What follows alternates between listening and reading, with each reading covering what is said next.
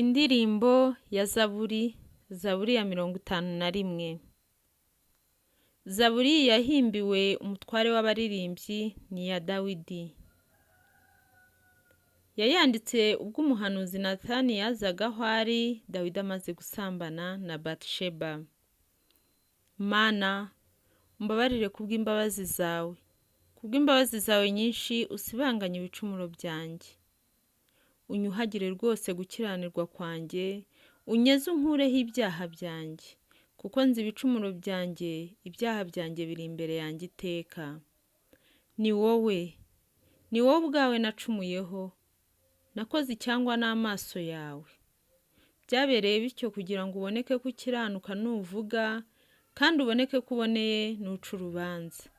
Dore naremanywe gukiranirwa, mu byaha nimo mama yambyariye.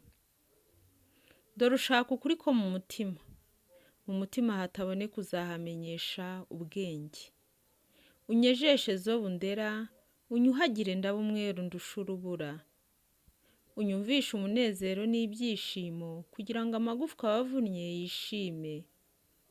Hisha amaso yawe ibyaha byanjye, usibanganye ibyo nakiraniwe byose. Mana, undemeho umutima wera, unsubize mu mutima ukomeye. Ntunekureyo mu maso yawe, ntunkureho umwuka wawe wera. Unsubizemo kunezezwa n'agakiza kawe, unkomereshe umutima wemera. Nibwo nziyigisha inzira yawe abacumura, abanyabyaha baguhindukirire. Mana, ni wowe Mana y'agakiza kanjye, unkize urubanza rw'inyama y'umuntu, nibwo ururimi rwanjye ruzaririmba cyane gukiranuka kwawe. Mwami, bumbura iminwa yanjye, nibwo akanwa kanjye kazerekana ishimwe ryawe. Nuko utishimira ibitambo mba mbiguhaye, ntunezererwe ibitambo byokeje.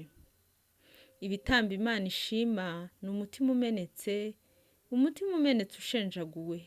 Mana, ntuzawusuzugura. Ugire neza i Siyoni nk'uko uhishimira, wubake inkike z'i Yerusalemu.